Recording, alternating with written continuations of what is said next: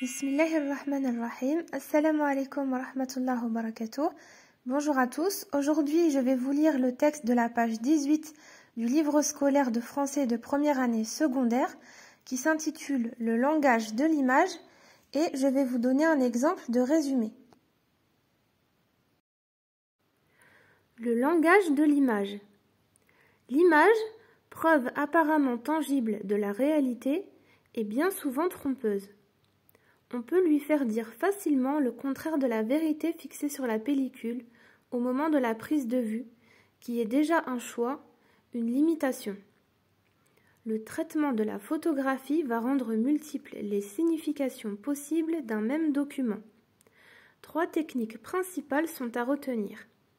Le cadrage, mise en valeur d'une partie d'un cliché. En éliminant les autres parties, on peut en changer la signification. La retouche, transformer un visage, éliminer un arrière-plan, etc. On peut aussi détourer une partie d'un cliché pour ne garder par exemple qu'une silhouette.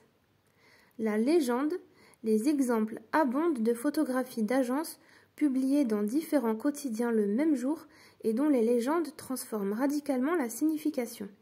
C'est la légende et l'article accompagnant la photo qui donnent tout son sens à l'image. L'image de presse, et en premier lieu la photographie, n'est pas un accessoire. Elle est bien souvent information autant qu'illustration. Elle s'adresse à la sensibilité, elle provoque le choc psychologique alors que l'écrit s'adresse principalement à la raison. Ainsi, les photos d'accidents meurtriers, d'atrocités de guerre, de catastrophes sont parfois aussi parlantes qu'un long article. C'est un texte écrit par Yves Hague et Jean-Michel Croissando, extrait de Lire le journal, publié aux éditions F.P. Lobby en 1979. Alors, dans ce texte, l'auteur parle de l'image et il veut nous faire comprendre que l'image est une information qui n'est pas objective. Donc déjà, quand on prend une photo, on fait un choix.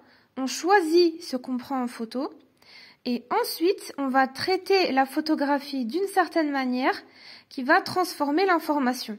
Donc il y a 3 manières en fait de traiter les photographies, le cadrage, la retouche et la légende. Donc en fait avec une même photo on peut mettre des titres différents et ainsi faire passer une information différente.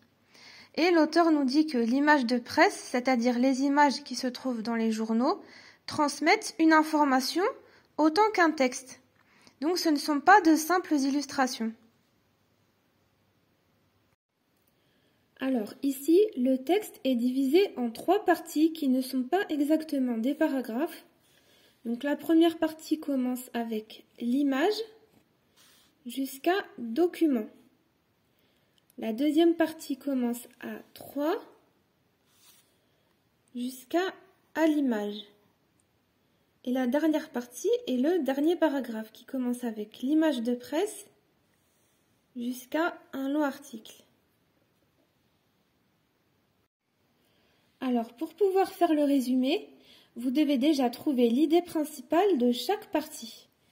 Donc, dans la première partie, c'est-à-dire de l'image jusqu'à document, l'idée principale est que les images sont bien souvent trompeuses. Ensuite, dans la deuxième partie, l'auteur parle des 3 types de traitement de la photographie. Donc l'idée principale, c'est il existe 3 techniques de traitement de la photographie, le cadrage, la retouche et la légende. Et enfin, dans la dernière partie, l'auteur parle de l'image de presse. Donc l'idée principale, c'est que l'image de presse est une information autant qu'une illustration. Et maintenant, pour faire le résumé, je vais rassembler ces idées principales en essayant d'éviter les répétitions. Donc, les images sont bien souvent trompeuses.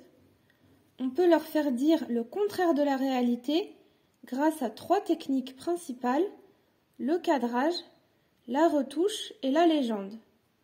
Ainsi, l'image de presse est une information autant qu'une illustration. Merci d'avoir regardé cette vidéo, j'espère qu'elle va vous aider. Bon courage et à bientôt!